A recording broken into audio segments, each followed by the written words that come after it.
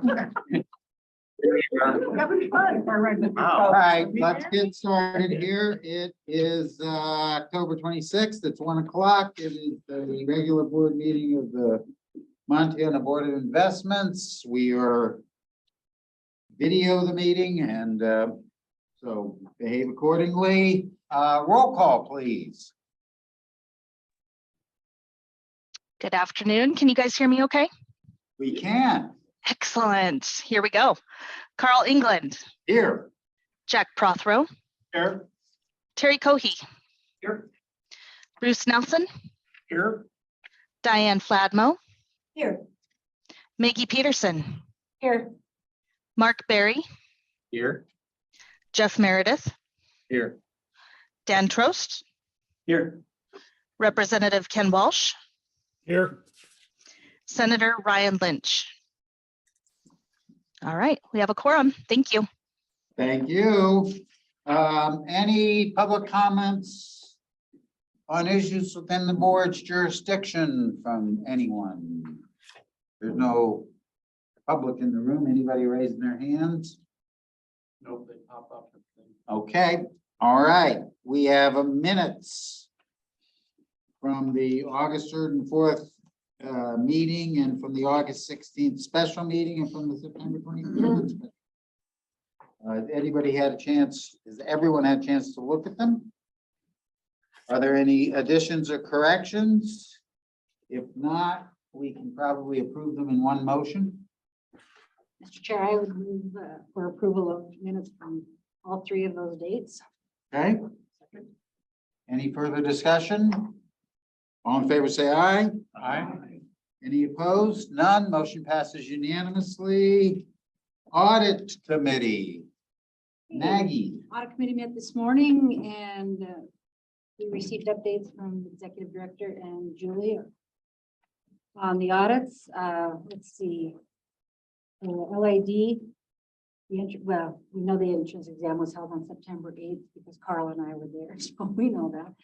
LAD began their planning, testing, and field work this month or last month, and they're on site now until their completion, which is, I think Julie said maybe beginning of December or something.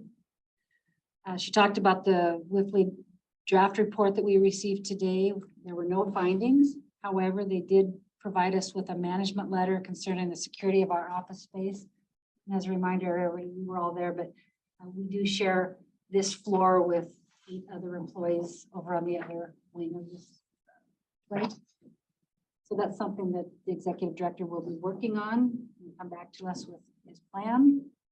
Financial statements, as I said, the auditors are on site. Staff presented our draft UIP and entrance statements to the Department of Administration on October 3rd as required. Their draft UIP statement was also sent to the pension system, the university system, and several other agencies that prepare their financial statements from our statements. They're in the process of getting their unaudited STIP financials posted to the website for local governments. That should be done this week. And draft statements will be presented at our December audit meeting. The annual report is in the process of being completed for presentation also at the December meeting. What else I have here? We finally finished our governance policy review revisions. They were approved by all of us on September 23rd. And our staff has reviewed the SOC reports for third-party service providers. And there were no deficiencies impacting the Montana Board of Investments in those reports. We do need to make a decision on the Whiffley SOC audit draft report, right? Yep. So, need a motion then? Yep. I would move to approve the draft audit report. Okay, any discussion? Everybody was there. We had good discussion in the committee meeting, but good audit, except for the space issue, and we're working on that. We won't be doing retinal scans. No, retinal? You know, Jeff and there wouldn't be the right height. I see. All right. Anything further? If not, all in favor, say aye. Aye. Any opposed? Motion passes unanimously. Anything further? That's it, Mr. Chairman. Jack, loan committee? Okay, loan committee met earlier today. We had a loan request for the Intercap program from the Montana Department of Transportation. We have an ongoing relationship with them. And they requested a $4 million loan to finance vehicles that they purchased for the state motor pool. It's a 7-year term loan. The Montana Department of Transportation has a general promise to pay us. The board in previous times has set a limit on the total that we would lend to them. The total is $10.5 million. And so that's still in effect with this new loan request. And with their outstanding, we would be approximately have a loan out to them for $9.4 million. And so the loan committee unanimously approved this loan. And so on behalf of the loan committee, I'd like to make a motion for the full board to approve this loan request. Second? Second. Any further discussion? Comments, questions? Not, all in favor, say aye. Aye. Any opposed? None. Okay. The second thing we talked about is the American Rescue Plan Act. Through that funding through the state of Montana, Board of Investments will work out a plan to put out in loans for down payment assistance, $43 million. It's basically the same plan that we had in a previous time for $37 million. And so we have an interagency service agreement that the loan committee looked at and had questions on how that's going to work. Money through this is it works through lenders throughout the state. That money will be available, assuming we approve this right now, starting tomorrow morning. And so on behalf of the loan committee who approved this unanimously, I'd like to make a recommendation to the full board to approve the interagency agreement. There's a second? I'll second it. Okay, second by Maggie. Any discussion, questions, comments? Anything? Again, the whole board was present for this discussion, so we understand it, I think. Okay. If not, all in favor, say aye. Any opposed? Motion passes unanimously. And that's all I have for loan committee. Thank you. Terry. Human Resources. Human Resource Committee met this morning. We looked at a proposed new policy to adopt a leave policy for exempt board staff. The classified staff are already covered under administrative rule. There has not been a written policy for exempt staff. So that was drafted and discussed. It's very similar to that for classified staff. The only difference is dealing with comp time for exempt staff. And we discussed that at length. There is an amendment that Maggie will submit, but after a long discussion of it, we decided that the committee voted unanimously to adopt it as amended. And I would so make the motion. Well, I think Maggie is going to make the motion. I'll move that we approve it as revised with the language in item C9, where we put the apostrophe on employees, and then after hire date, we include the language in an exempt position with the board. Okay, second? Second. Okay, any further discussion? Again, everybody was there. It was a long discussion. Comments? All in favor, say aye. Aye. Any opposed? Motion passes unanimously. Anything further? Next thing the committee looked at was the staff recommendation to hire Thomas Winkler as a director of private investments. Very good recommendation from them, good discussion of it. And the committee voted unanimously to accept that recommendation. And so I would so move that the board adopt. I was thinking that. All right. Any discussion?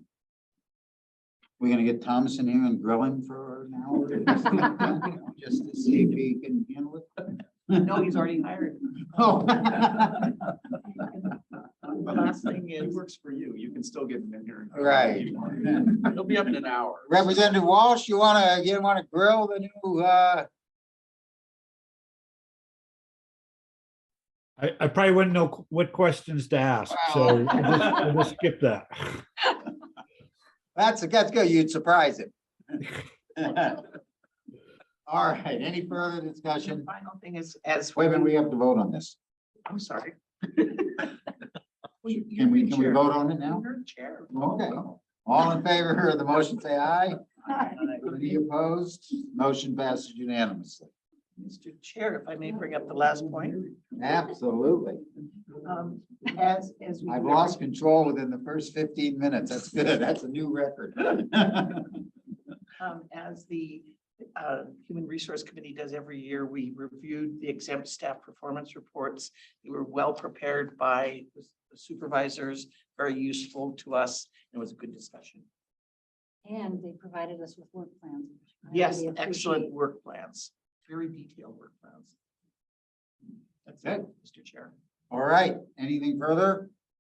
If not, comments from the pension board members. Dan, Yes, PRS. yeah, we had a meeting recently.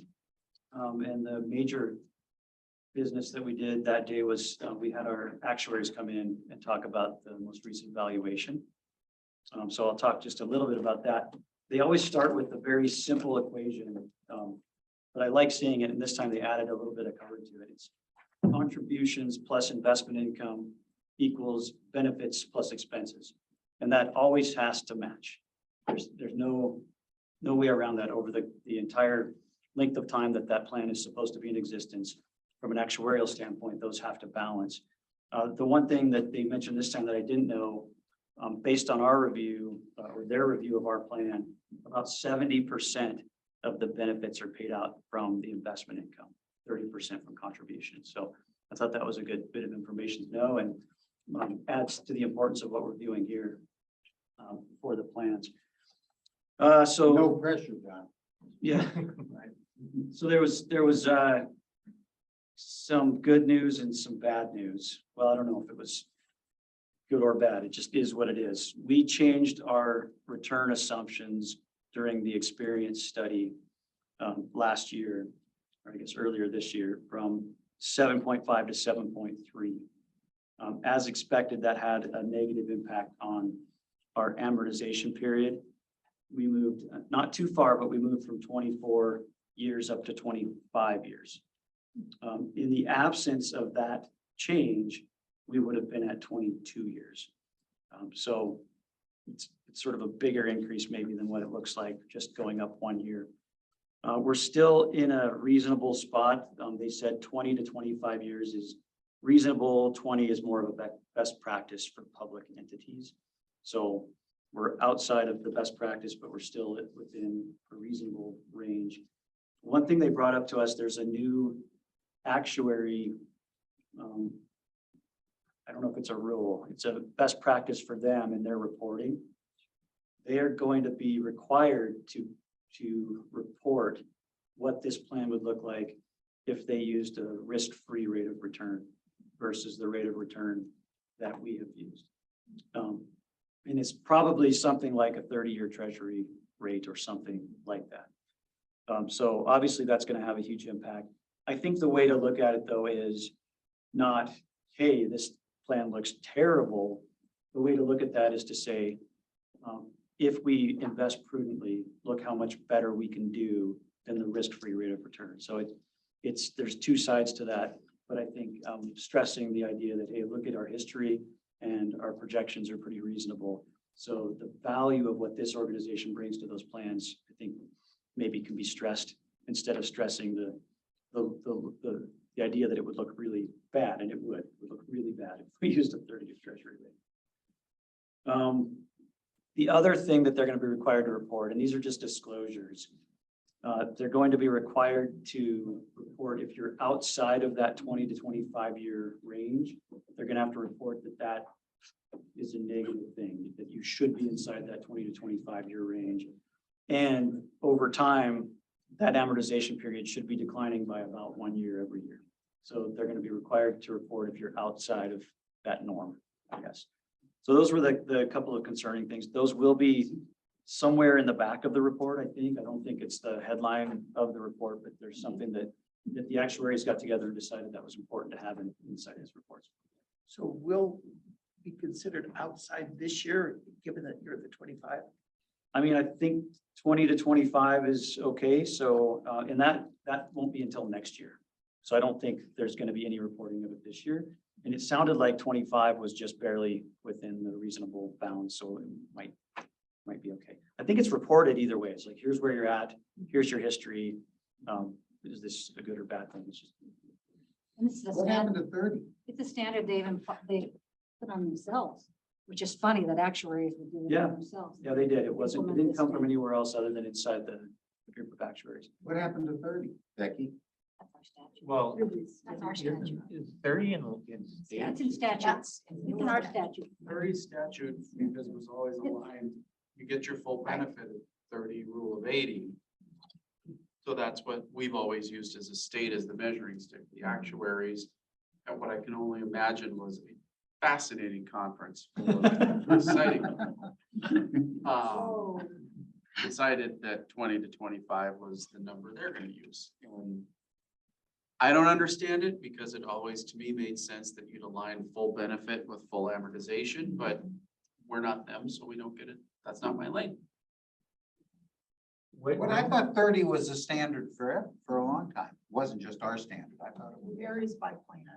Yep. Yeah, across the country. I have another plan that's further out than that because they're lower funded staff. But, in a perfect world, the amortization period would be 0 because the benefits coming in would be exactly enough to cover all of your projected expenses. We have to get extra contributions in to help us amortize over that period. So, obviously no one's ever going to live in that perfect world. So Yeah, we'd be out of business. Judges. Yeah, the judges are. yeah, but they have a ridiculous contribution. So next year is a risk-free return comparison? Yes. I think that starts in their next report to us. I think not this report, but the next report. Mr. Chairman, the good news is that the 30-year treasury today is much A little better. less of a problem than it was a year ago. 7.3 though. It's 6 months. Okay.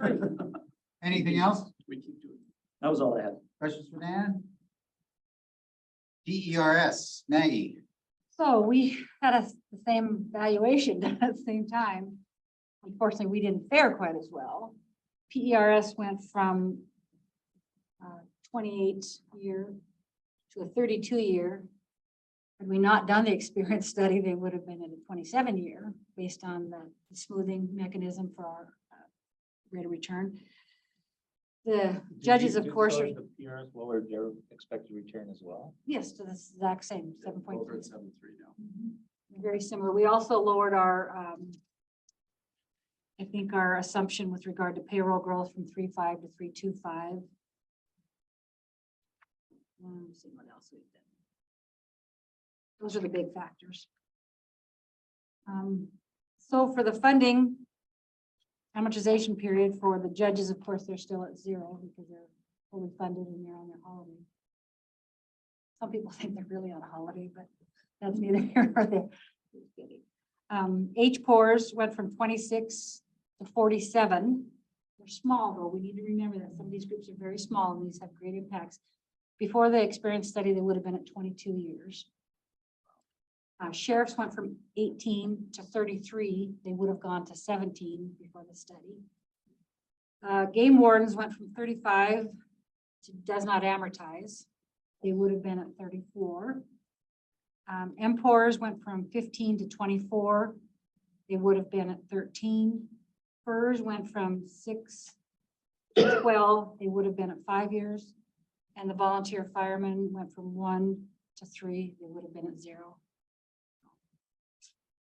So that's a combination of reducing expected rate of return as well as reducing the assumed payroll growth, right? That's why. It's a whole lot of things. If you look at the assumptions, they updated the mortality tables, retirement demographics, all of those things played into it. Termination information, salary information. When we looked into it, there was a lot, particularly within the ERS, a lot more vacancies. But we need to come close on them. It's already a retirement. I have this report too. I think I can share this, can't I? We've got the one from the website, so I'll send that around. Okay. I think they moved inflation expectations up 0.25% to, or the assumption for inflation on our, and that actually helps the plan. Yeah, we didn't. So that offsets some of the issue, because if you think about it, the benefits paid out are at a set level regardless of inflation. But if we think the payrolls will increase and the contributions will increase because of inflation, then that actually helps the plan a little bit. In this review on the market asset return averaged a negative 4.21 last year versus our 7.65 that we had expected. But the actuarial asset return, because of smoothing, was 8.02 versus the 7.65. So those things all played into it. Mark, sounds like we will have several bills coming forward because we're required to if they don't amortize in 30 years. And I think they're asking for a 25-year no to get funding that'll help us amortize within 25. So the 25 is coming into play in many, many places. Really increase the cost, wouldn't it? Yeah, it would. Is that Anna, coming are those from the unions or? Proposed legislative changes going to be in the list? Yeah. Yeah. They'll be monitor, but not our lane, so we won't be there to testify. And if you would like, when we meet weekly as an Imperial board, I can share with you our spreadsheets that we get with the stats and stuff on all of our health bills and I'm happy to share those. Anything else? No, oh, yes, just a few minor things. So To help our funding, this is to help our funding. Good news, please. Just kidding. Well, yeah, it is. The Yellowstone Mountain Club Fire, or Rural Fire District is joining PERS. So that'll help those plans, maybe getting some additional people in it.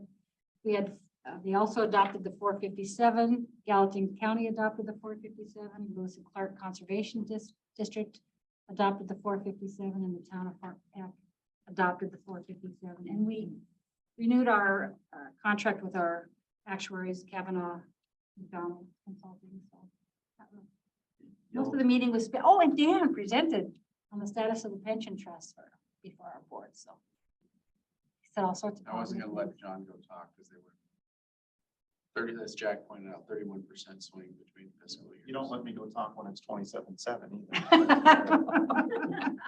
Maybe we should. just- But All you're- right. So anyhow, Anything that else? was, no, that was it. Thank you. All right.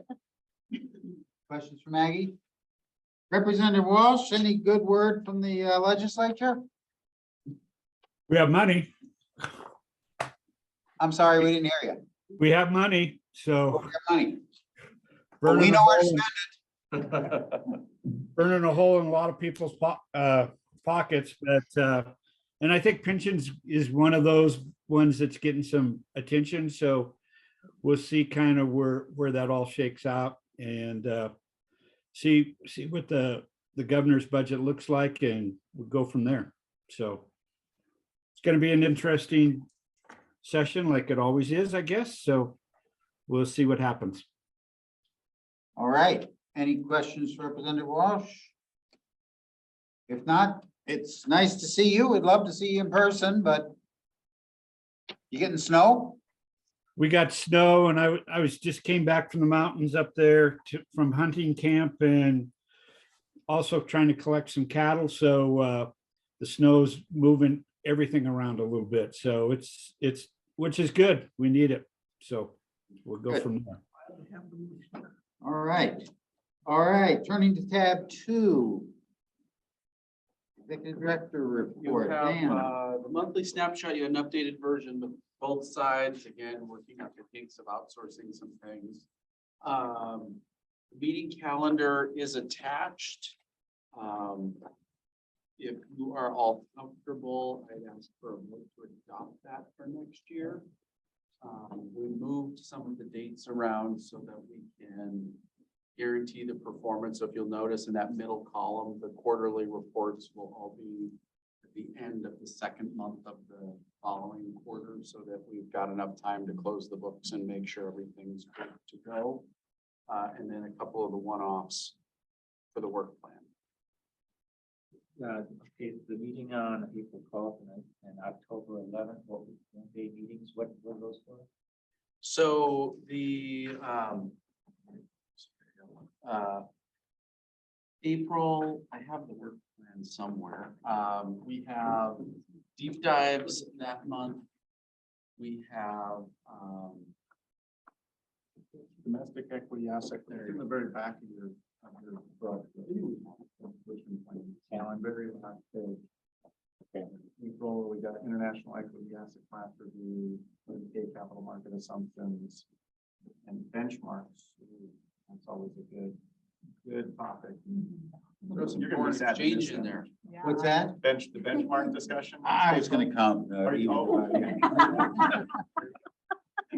As long as you're taking questions from the audience. You absolutely. It's always a good question. from me, Right. so. Yes. Right. You got it, Mark? All right, any other, let's see, you asked for a motion, did someone make one? I'll make that motion to accept the calendar as presented. Okay, is there a second? Second. All right, any discussion? Comments, criticisms? All in favor, say aye. Aye. Any opposed? None? Two items, since the packet went out, the executive has reached a pay plan negotiation with state employees for next triennium. It is 4% and 4%, July 1st of each year, as well as a $1,400 bonus at some point in the biennium. That is a total cost to the board of $235,213. So I have requested that amount of budgetary increase from the budget office to accommodate that negotiation, because it wasn't in the initial proposal we made. And then I was remiss. Do we need to vote on that as a board, or is that just? The way that I asked for you to adopt the budget proposal before was that any outside increases from other entities, we would go in and request. The Department of Commerce did not have an increase, but this one would be. So it fits within the motion that you adopted last. Any questions on pay plan? If not, I was remiss. We do have a new employee, Rob Sampson, who you may remember from several years ago as our intern, is our new real estate, real assets investment analyst. So you want to reintroduce yourself? My name is Rob Sampson. I was born and raised in Bozeman. Both my wife and I graduated from Bozeman High and then Montana State. And then moved down to Dallas for about a year and a half, where she worked at a downtown large hospital, and I worked for a wealthy family office for about a year and a half until we realized that Montana just has some indefinable qualities that we couldn't leave back. So we are very happy to be back home and very happy to be back on the team that I spent virtually and in the office with in 2020 when we were all hiding from each other. So thanks for having me back, and I'm happy to be here. Well, welcome back. Thank you. Yeah, Bozeman, MSU. Always, there's always some problem, right? Anything else? Not for me, no. All right. Questions for Dan? Not that you have to ask them all now. All right, well, we'll turn to tab 3. Benchmark review. I believe Franco's on. There he is. I am. Hello. Good afternoon. Hello. Good Welcome. afternoon. Thank you. Glad to be here. Can I ask for some, background? I just got this report and I looked at it. So why are we looking at this report? Can I just get You want me to do that? I would like you to do it because, no, you go. Oh, you mean the larger thing about. The larger, so, Why don't you both do it? so the board was internally managed and, I mean, equities with the were internally managed, and then we went to board, before I got on 16 years ago, went through a 3-year process of making the decision to go to external management on stocks, basically, and real estate, things like that. And then that transition happened.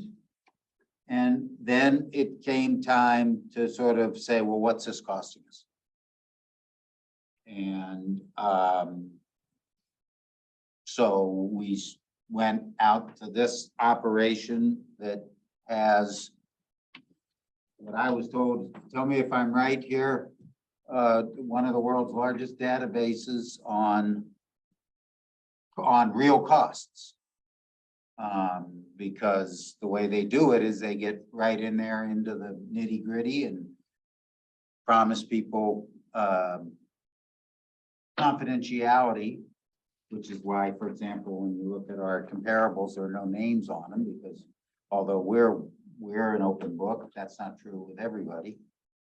And so they're able to look at people's real costs and then give us this report. We did it annually for years. And then how many years ago did we go to? 2019. Right. We decided that since we weren't seeing a lot of changes annually, we do it biannually. So that's the history as to why we're doing this. Did I miss anything? No, perfect. And then this is ending December 31st, 2021, this analysis. But we made some changes since December 31st, 2021. And we'll, so, Talk about that. yeah. Okay, all right, thank you. So now we turn it over to, I'm sorry, Franco. Franco. Did Great. Franco, I've missed the last one of these. Is Franco new? I am also new. I believe 2 years ago, Mike Heel would have been your relationship manager. So he would have come Mike was the one that came, for years. that's right, to present the results. Yep. Yeah. Yeah. So Franco, what's the deal with you, huh?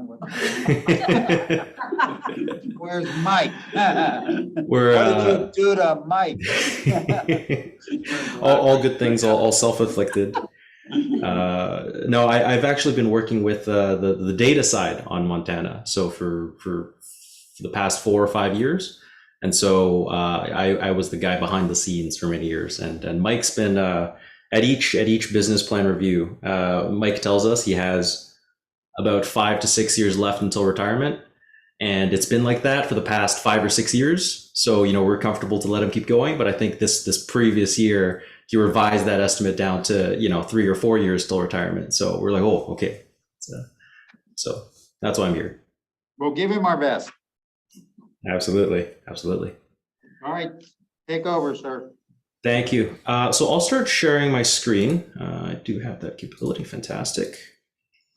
And I've pulled up, I believe you should all see the title page. Is that correct? Daniel's nodding his head. Okay, fantastic. I'll full screen this. We have a hard copy too, so. Oh, fantastic. Okay, great. So maybe just a quick 30-second introduction for Daniel and myself. My name is Franco Wong. I'm a relationship manager at CM Benchmarking. I've been with the company for 6 years now in a variety of roles. Though currently client coverage is my primary role. I do spend a bit of time overseeing some product development and overseeing some ad hoc research as well. With me, I have Daniel Griffiths, who has more recently than me did a stats course, and he's done all the heavy lifting for this reporting that we're about to see. So any problems, he's your guy. I'll take a moment on this first page to hit a couple of housekeeping items. I think I heard it was mentioned in the room earlier. We are looking at December 2021 data. So if you've made changes since then, if you've seen June or September quarter end reporting, that timing differential is going to be driving some of those differences that you see. The other item is that, for all this to come together, there's a lot of work on Daniel and at CM, of course, but there's a lot of work on Dan and Aaron, and I'm sure other folks at Montana BOI to collate and put all the data together for us to be able to do benchmarking. So I did want to take a moment to extend our appreciation for the partnership and for your help. We couldn't do this without you. It's really not just the effort that goes into collating and submitting that initial survey, but there's a lot of back and forth with Daniel and myself to make sure that I think it was raised earlier that the data is fit for purpose. It's comparable to what we're getting from other participants, and that we're really giving you apples to apples comparisons.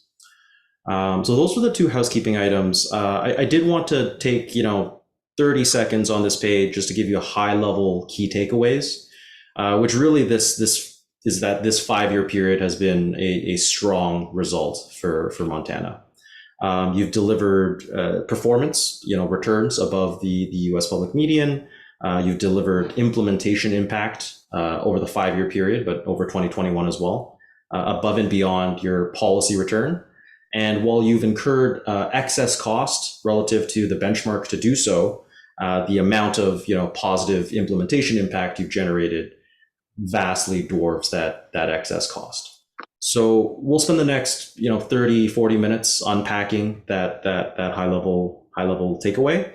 But as we go, feel free to interject if you have questions. Happy to pick those up as we go. No need to wait till the end or anything.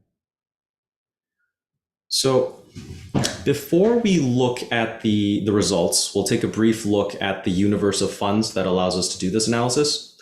And really the whole database is 271 funds. But what we're going to do throughout the reporting is when we compare your performance, so your net returns, your policy returns, and your implementation impact, we'll be comparing you to the US public universe, which is 46 other US public funds.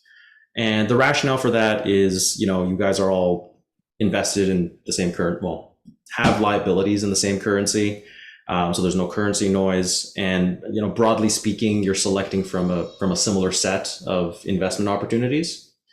But the fact of the matter is you can't all access those opportunities at the same cost. And so when we benchmark cost, we're going to compare you to a subset of that universe, the 15 funds, shown by these bars, targeting Montana as the median fund. And what this does is it allows us to adjust for the impact of size. Economies of scale are a thing.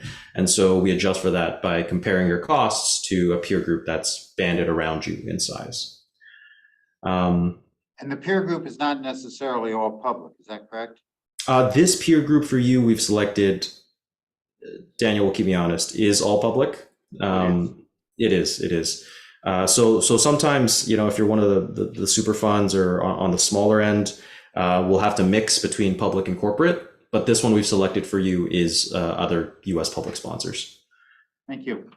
Yeah, you're welcome.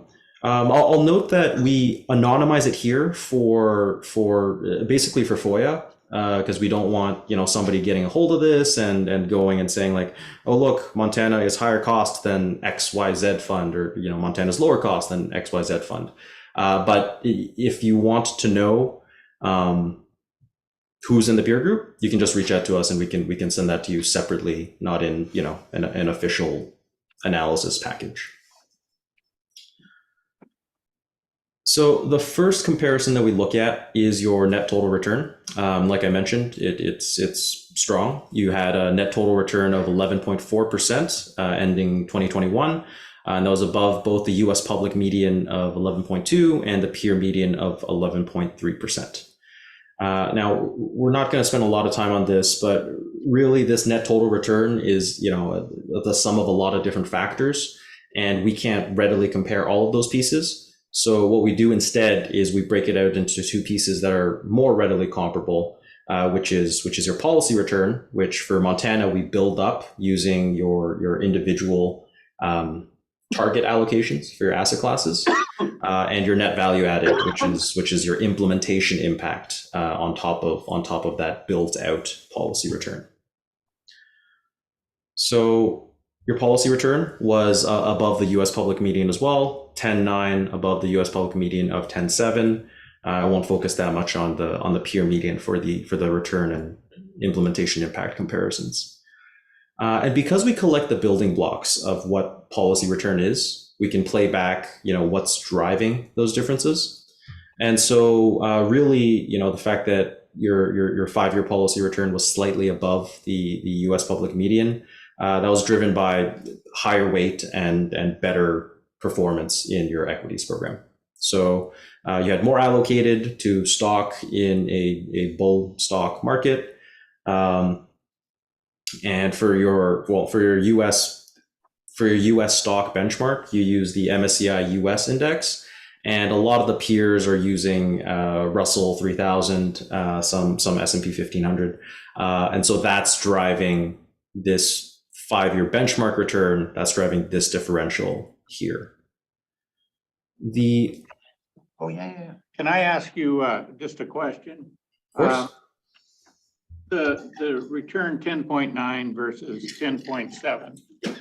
Mm-hmm. Talk to me about how meaningful that small change is.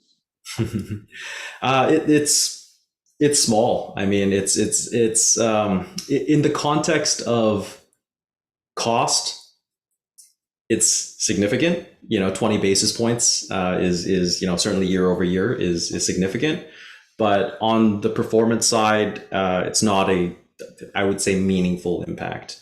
I mean, it's a good result. It's always good to do better than the comparator groups. But yeah, I mean, when we do long-term research as to, how do institutional investors do relative to passive alternatives, what we see is that I think the research was done over 20 years, using all of our DB database, all of the asset owners in it. The average gross value added, so return above and beyond the benchmark, was 70 basis points, and cost ate up 55 basis points of that value added. So net value added over 20 years has been about 15 to 20 basis points. And so, long term, certainly with, 14 billion, or, some of the funds are even larger, that 20 basis points does really add up. But over the 5-year period, its performance can be volatile. So less meaningful there, but 20 basis points is 20 basis points. Mr. Chair? Yeah. I love the statement about hedge funds. I think that our board's decision not to do hedge funds has several times helped us a lot. Yes, I can echo that as well. We looked at a deep dive into hedge funds, I want to say 4 or 5 years ago. And what we found at the time, again, this was using the broad universe of data, was that hedge funds hedge fund programs look a lot like stock and debt blends. So you could get hedge fund like returns with a mix of 55% stock and then 45% debt. So effectively, you just levered up some stock, and it would do just as poorly in market downturns. So in 08, in 2011, 2013, whenever there was like a large market event, even all the the market neutral, the absolute return hedge funds, like the correlation spiked up to 80-90%. So you could have accessed that as well with a stock debt blend and not pay 2 and 20 for it. So I'll note that this was a boon from your policy return perspective. It's also a benefit from a cost perspective. Hedge funds, at least as we've looked at them in the history, haven't paid off for the premium that they command.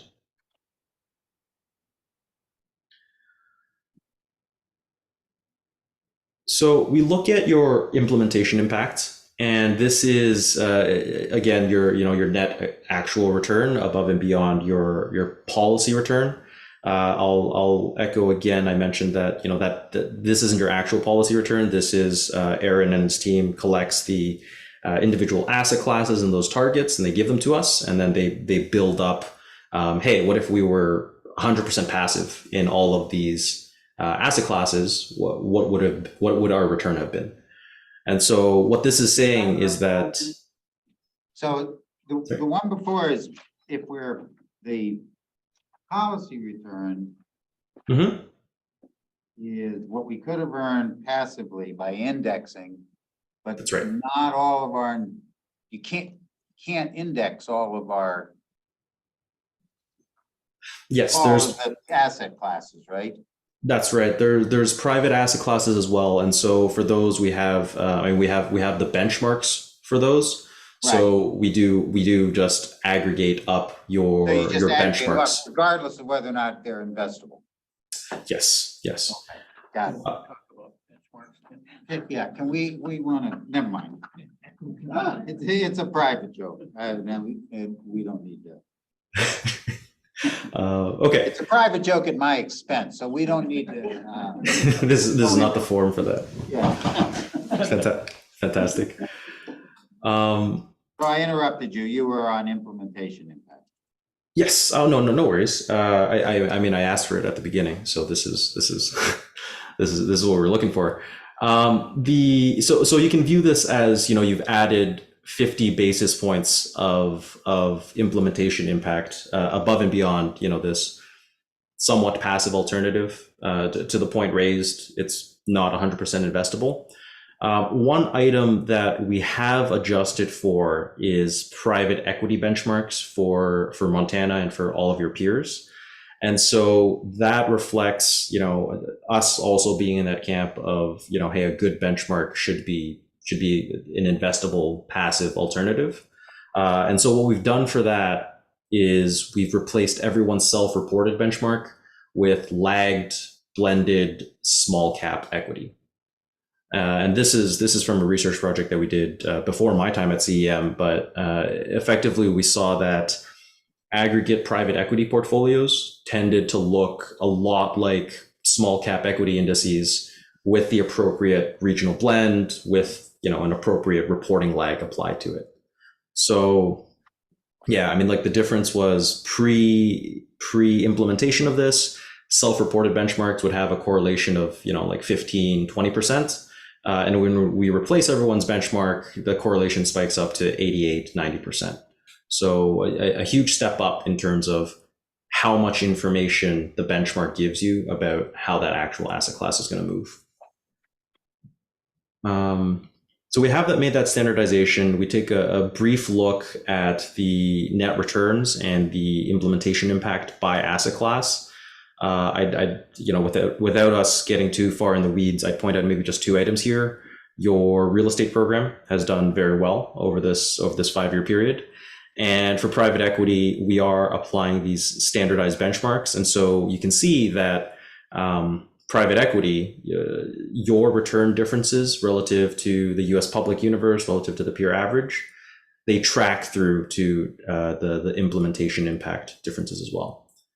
And so when you don't make these applications, when you don't make these substitutions, what happens is net value added, the distribution is much wider than the distribution on actual results, because really the self-reported benchmarks are just injecting noise. That ends the part of the presentation about performance. So I'll pause for any questions before we dive into cost.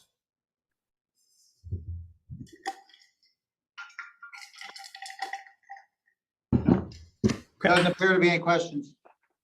Great, thank you. So in 2021, we take a snapshot of your total costs, and so that was 71.2 million or 50.4 basis points. And I mean, this is a wall of numbers. We're not going to go through, there's going to be a lot more walls of numbers as we go. I won't go through each individual thing. But what I point out here is that we're collecting costs broken out by granular buckets. So by asset class, and also, by internal, active, external monitoring, and by external management, what you're paying for active fees and what you're paying for passive fees. And what this allows us to do is, in a moment when we compare your cost to a benchmark cost, it allows us to explain to you where your costs are different, the quantitative drivers that that manifest those differences. So keep that in mind, and then we'll hit it when we get to the benchmark cost.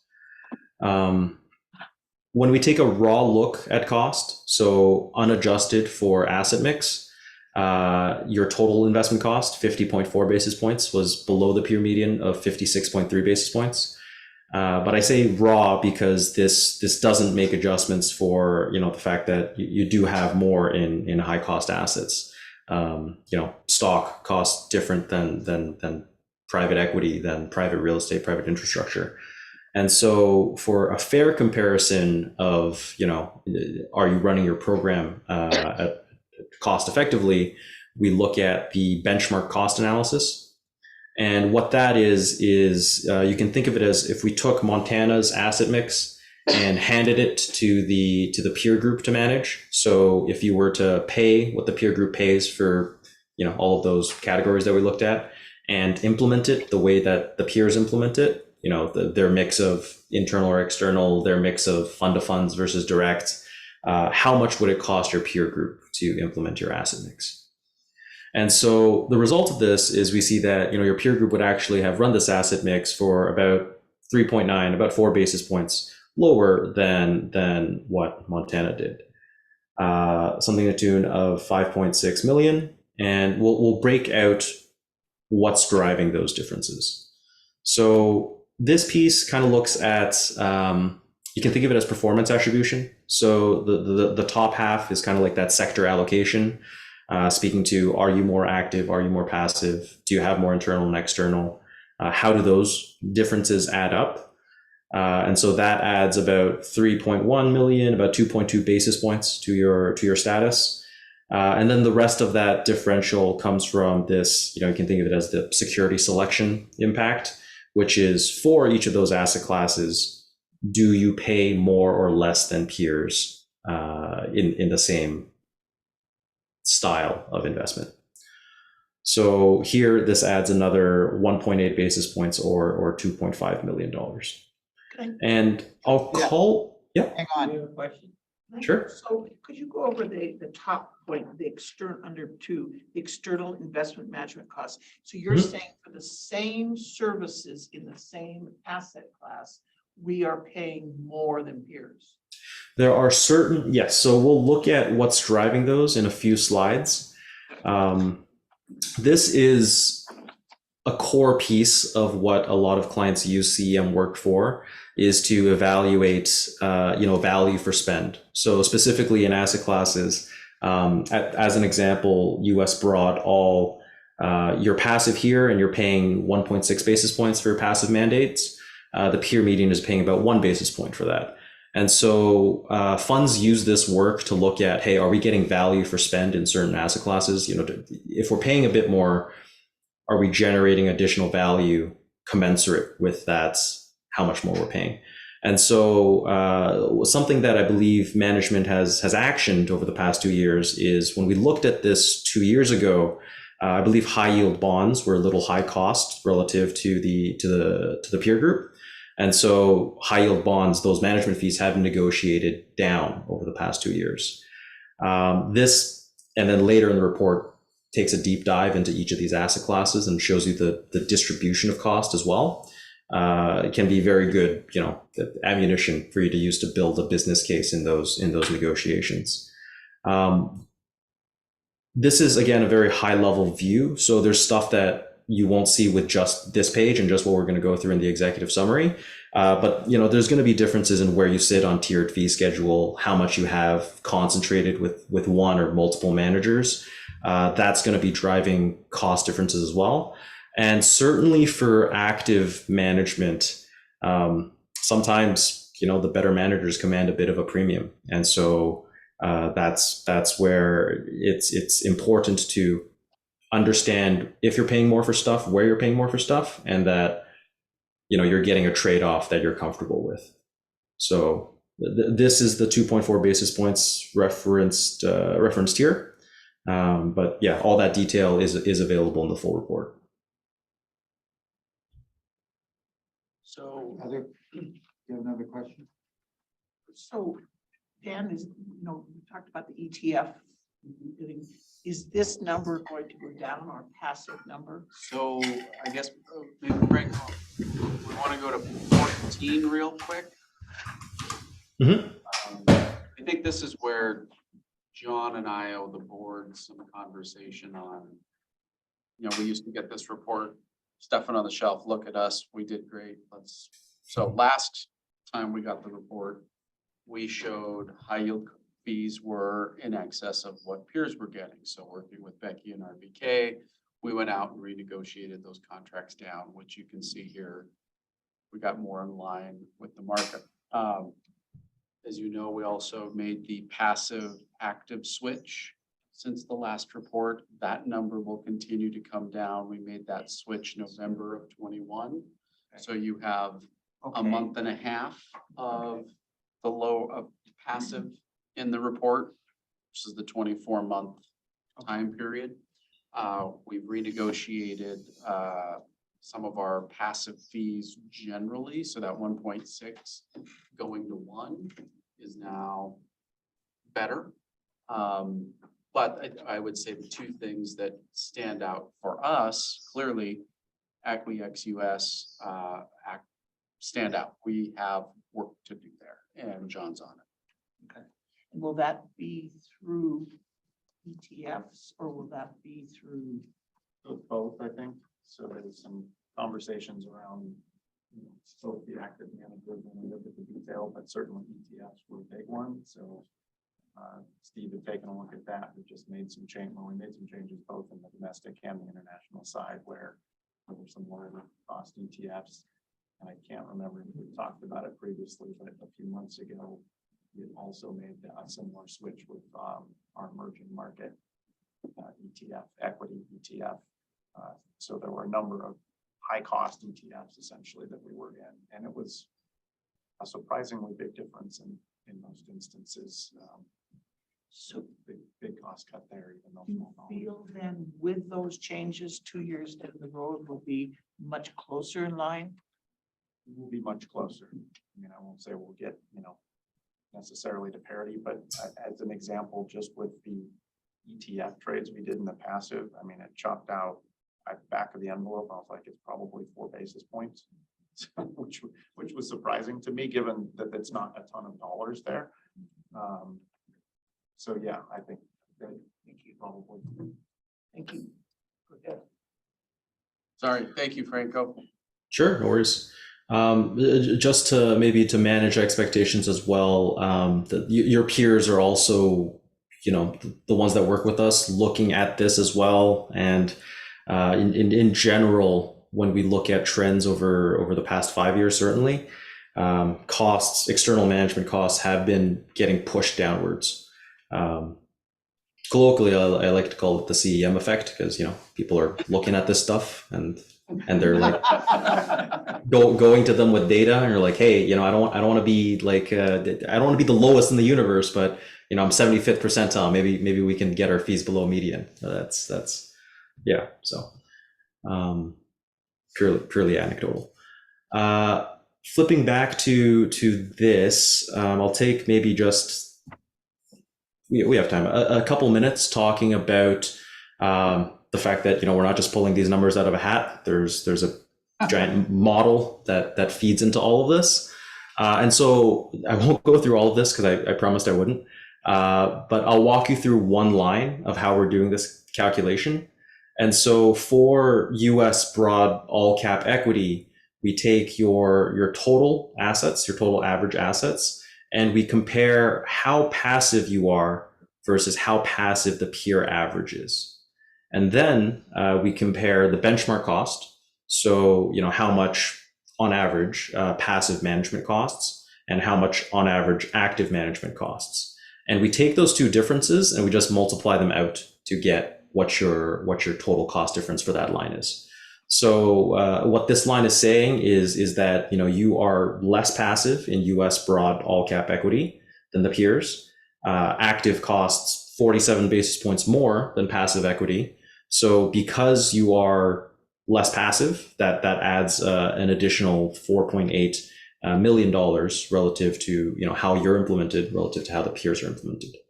I think this is another change that was alluded to just now, that in US equity you guys have gone 100% passive, and that's something that I can also say is backed up by database research that CEM has done. So certainly in large cap equity, we released a white paper. Last year, possibly 2 years ago. Time passes weird in a pandemic.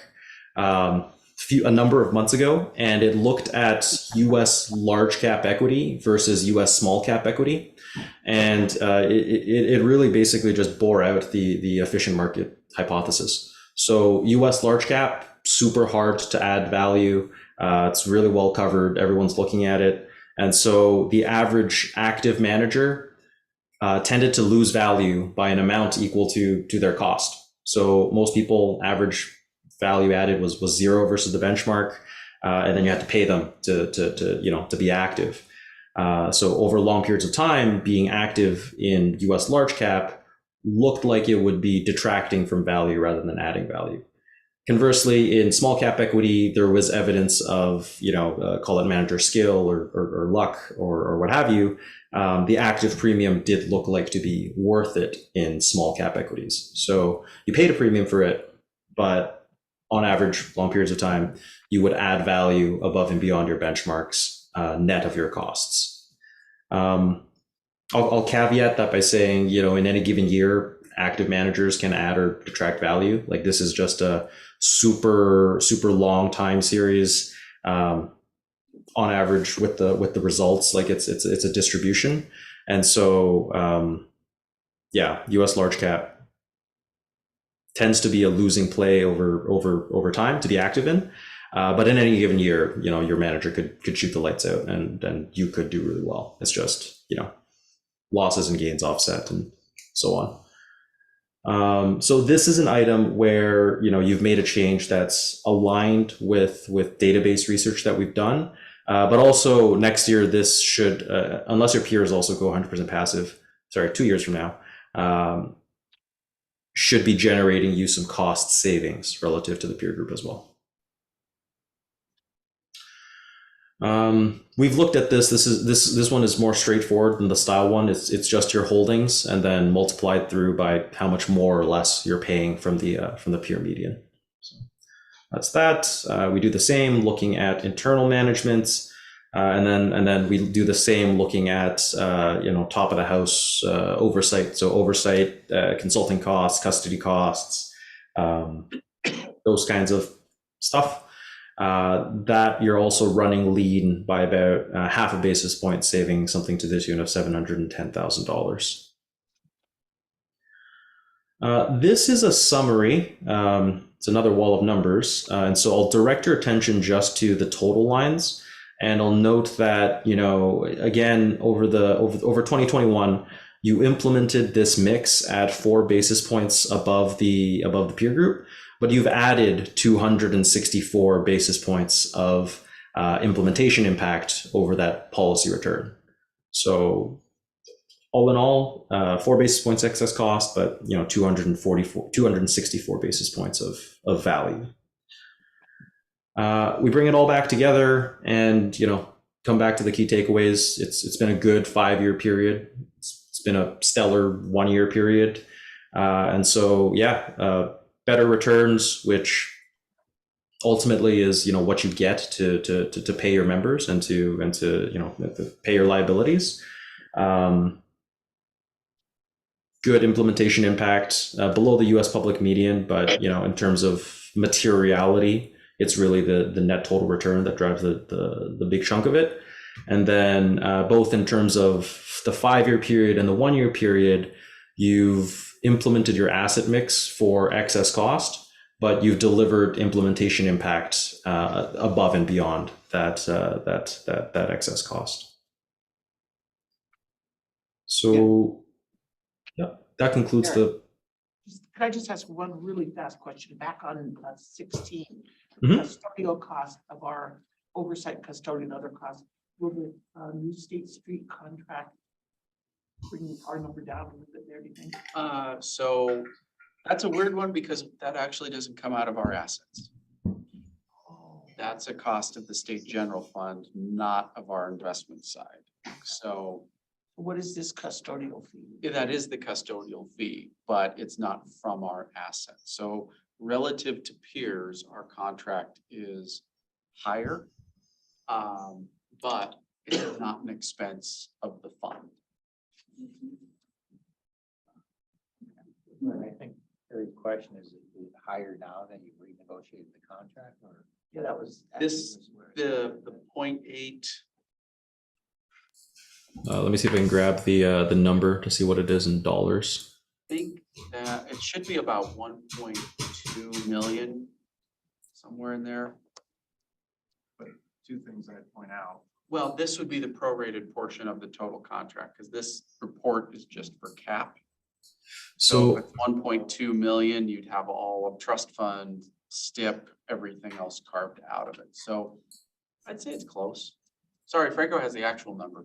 yeah, so it did decrease a bit over 2020 and 2021. So it looks like it was 1.25 million last year, and this year with that carve out, with those changes, it's 1.1 million, 1.075. Thank you. Thanks. I think we probably pay a little bit more to State Street broadly. Despite however, it gets, kind of divvied up in the report, because we are a very complicated client relative to our peers who are generally, oh, I've got, just the teacher's pension, that's it. We have a very complicated structure. Top of the fact, of course, that we have added some services via our custodial bank too. Thank you.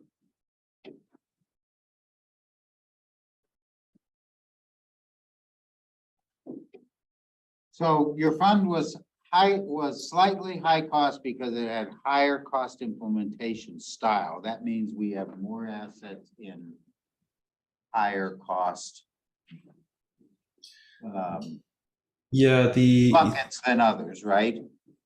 that's right. So the biggest driver is that you are more active. That's adding 3 basis points, and this number will change. I imagine it will go down because you're becoming more passive in U.S. equity. And what about, are we higher in like private equity than others? Yeah, so it looks like in your private assets, you use more opportunistic funds, more LPs, than you do core or evergreen kind of funds. So let me take a quick look.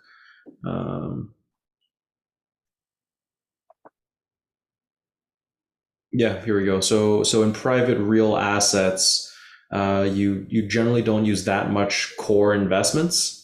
That's adding about 2 million or 1.5 basis points.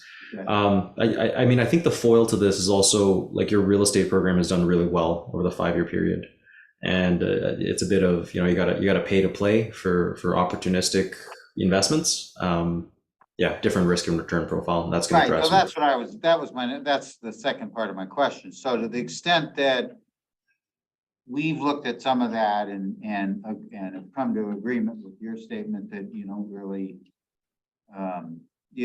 get a lot in large cap by doing Mhm. active. We've gone passive, so we've addressed that. Mhm. In terms of other parts of this thing, we haven't addressed it because we don't want to. I mean, we want to remain. I mean, the fact that we're getting more return. Right, for it is the important thing. But then paid more than peers for some services, that's something that we can use to see if we can bring that down, right?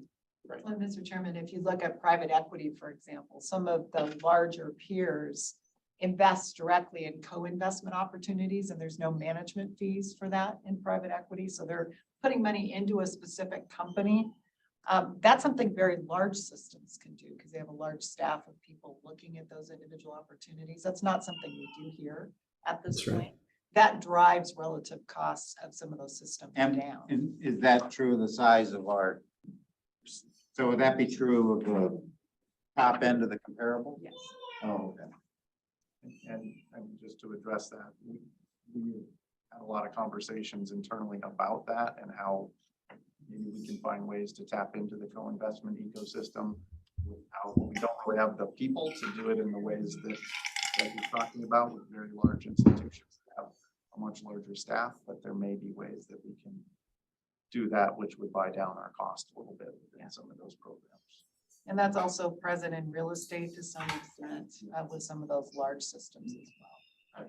I hate to get on the Ethan bandwagon, but like the separate accounts will, address that to a degree. That's Mhm. part of the rationale there, is that will lower our costs in some of those types of structures.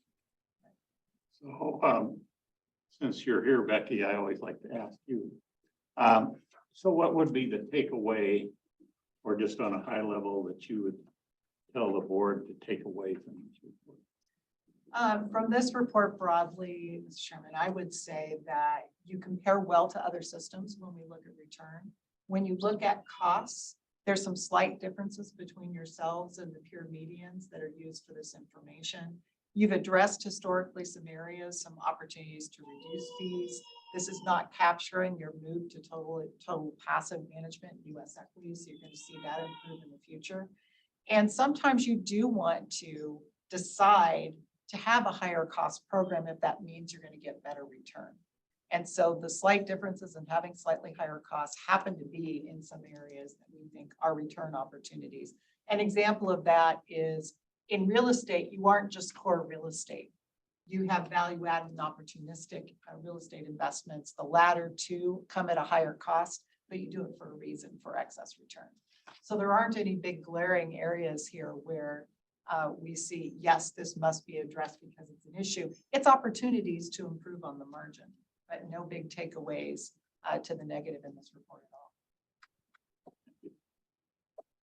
Would the Franco, do you agree? Yeah, that sounds it's a good summary. One item I might mention in terms of opportunities to improve, not a problem, but an opportunity to improve is, where would be a good slide to show this.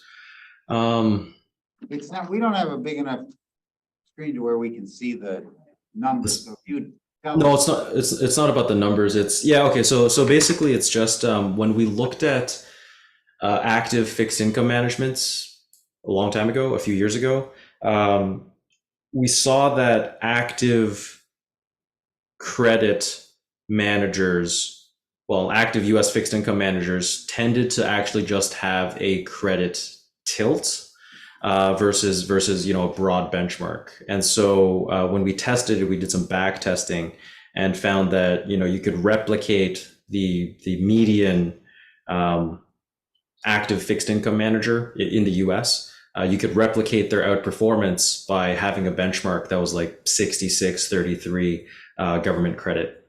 So you could access that active manager alpha just by tilting your betas. Again, I'll caveat. I mean, I don't think I caveated this today, but we're a data and insights company, so we don't give advice or do consulting or make recommendations. And so that that anecdote I gave is built on research that we saw when we looked at the database. But we don't give recommendations to do any of those things.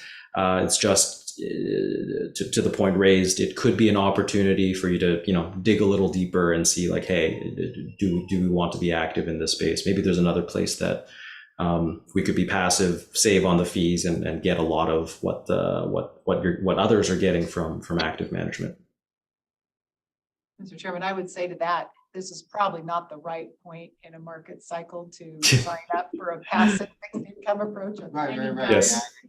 Yes. And some of those historical comparisons are likely to be pretty different in the future because it is true that everyone uses the aggregate benchmark and yet they could beat it if they did use credit, the right kind of credit, the right duration, exposures, et cetera.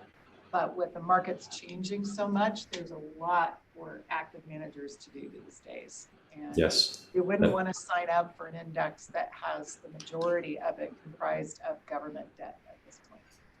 Well, and this is Jim, if I could interject in a similar vein, and that is that we have a lot of respect for CEM. We've actually recommended that a number of clients who are concerned about costs consider using them.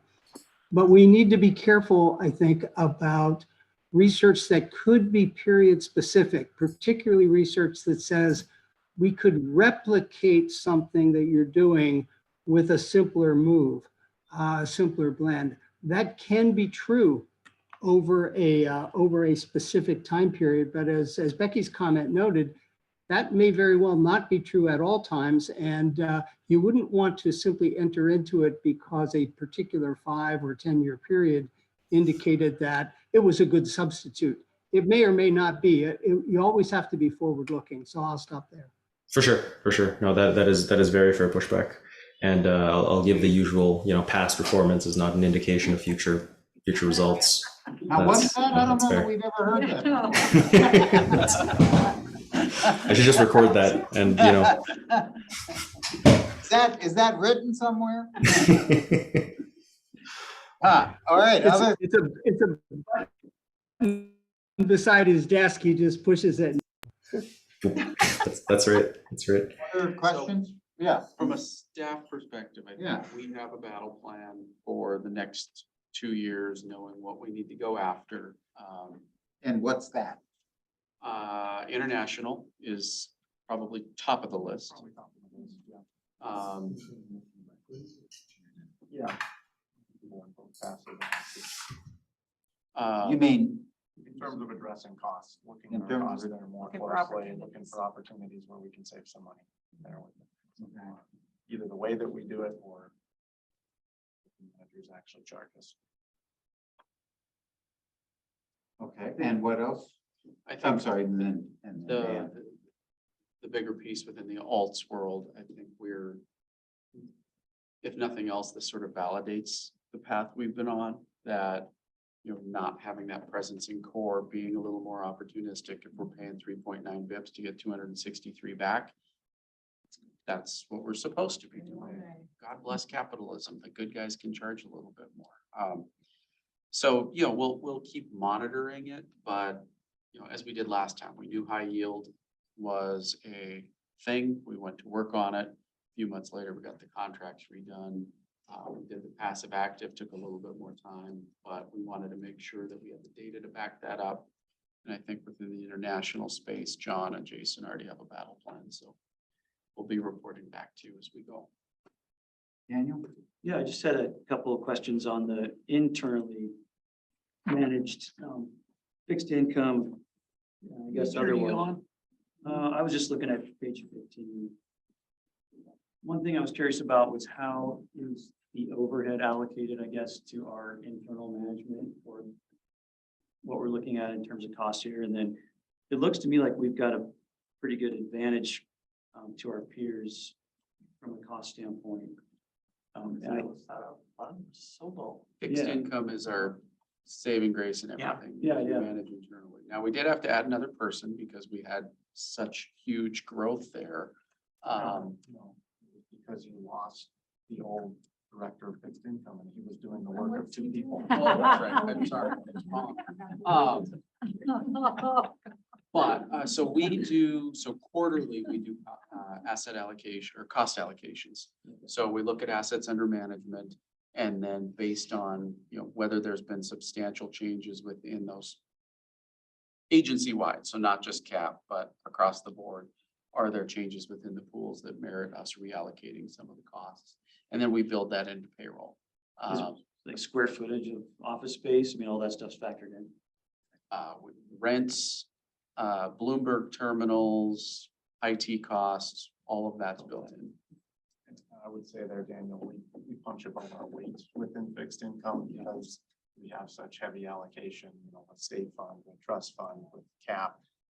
Even though we're only looking at cap here, we're a much bigger player because if we go out and we're looking at new issue or something, it's probably going into all three of those. Health benefits from that. Money market fund STIP is huge, obviously, and grown a lot with some of the dollars that we've talked about that have flowed into the state. So, all of that working together makes us a pretty inexpensive shop relative to a peer that maybe only has pension. On the flip side, you don't have custodial bank costs. That's on the general fund, so that's not in your cost structure here, right? It's reported, so we report the cost, but it's not an actual cost that we pay from the fee. So you could zero that out for the purposes of this report because it doesn't actually impact performance. But it is part of this analysis. It is part of this analysis. It's still, we're still accounting for the cost. We're still accounting for the costs, even though we don't pay for the costs. Even, but it's just they're not coming on. They're not coming off the returns, correct? Other questions, comments? For the folks from Toronto, right? Yep, it's us. Yeah. What's that? Anything else? Gentlemen, anything else from you? Nope, that's it. Well, our best to Mike and Thank you. look forward to seeing you a couple of years from now. How's that? Absolutely. Likewise. Okay. Take care, All right. everyone. Thanks for your time. Thank you. Bye. Thank you. So we're a little ahead of schedule. So my question to you and John and Becky, I guess, is this continue? Does this continue to be a good pool? Does this continue to be a good pool? From an operational standpoint, yes, because it does give us an indication of where the market is generally, and it gives us a sort of battle plan for where areas we can do better. From a just report card perspective, I think it does check the box for, I mean, let's face it, our audience on this are clients and the legislature.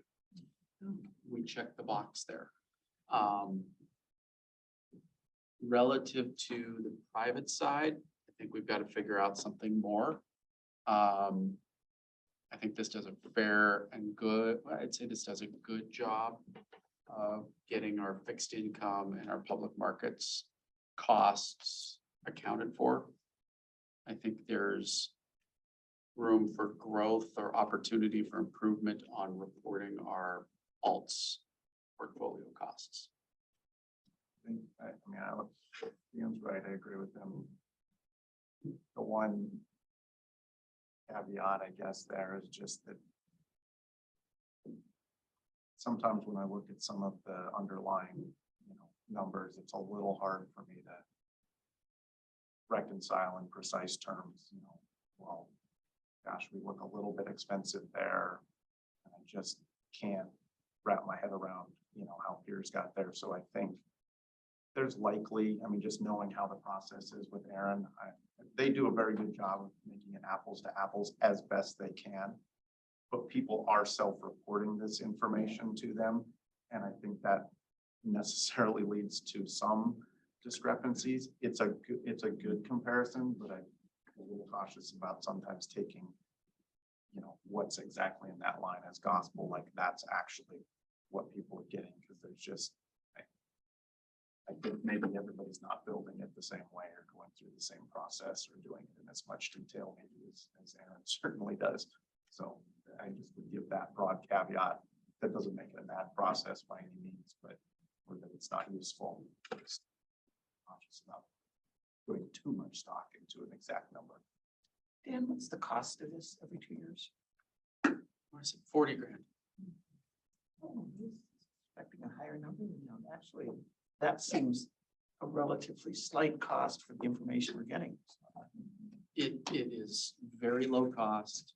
I think it is a very much value add from a direction, guidance to staff, information for the board, information for our clients, particularly in the pensions. I think it somewhat translates over because it's, you know, more sophisticated clients like State Fund. We can go have the conversation, you know, look, you're, as John said, punching above your weight with these pooled resources in these asset classes that you own. But, you know, it's also, I think, John's fair to say, something we need to take with a grain of salt because it is not, you know, to the bit precise, but directionally, we know where we need to move. We save multiples of that 40 grand just by, making the ETF shift or the high yield shift. Exactly. So. Well, be able to have a number to present to the legislature. And we absolutely take this to the managers as well and say, hey, look, this is where I need to get to. Look at what I'm getting from CEM. And they respond to it. Dan, They know. Dan, this is Jim again. If I could make a comment, and that is that we do think it's valuable, as I said earlier. The question is there the same value add if you do it too frequently? And the reason I say that is that say you were to do this very same study next year, the only new information, since they largely use a 5-year look back, would be 1 more year. So you'd be looking at 4 of the 5 years that you've already looked at. So that's my only question about the relative cost value is doing it too frequently may in fact not be cost effective, but I leave that to you, Dan. Yeah, and Jim, that's exactly why we switched to every other year. We cycle it so that we have a fresh report to go to the legislature. We have a fresh report to, for what was the lineup of the differentiated experience studies of the pension systems before you guys lined those up. Every year kind of made sense back then, but now that everybody's sort of on the same 2-year, 4-year window, every other year is sufficient, at least in my opinion. All right, Becky, anything to add? No, the only thing I'd add is, it is a better long-term tool than a short-term precise tool. And I've That's what seen. John was saying. Exactly. And the other thing I can see systems get caught up on is they'll separate the return experience from their cost experience. And what is lost is that their asset allocation decisions have everything to do with where costs actually Right. lie. And sometimes you do make those decisions to go higher cost to get higher return. So some systems don't have those as tightly linked. And I thought this presentation was much better at making sure those two conversations happen at the same time. Okay. So I look at this and you look at the big takeaway, which is we're high cost because of higher cost implementation style. We knew that. That's been the decision we made. Right? Right. But I would, And then the second half of that sentence, paid more than for some of the services. Great. We don't, some of that has to do with size. Some of it has to do with implementation. And some of it has to do with now the staff has a tool to see if they can bring some of that down, which of course is a constant part of their job. and I agree with everything you say, except I would argue we're higher, but we're still incredibly not high. 50 basis points for investing is amazing. Given your asset allocation. Yeah. So, nothing to apologize for. Okay. Anything else? John? Anybody? We're 15 minutes ahead of schedule. Let's take a 15-minute break. Shall we? Okay. Allocation. Thank you, Chairman, members of the board. That on tab 4, I would go over a little bit of the process that we employ first and the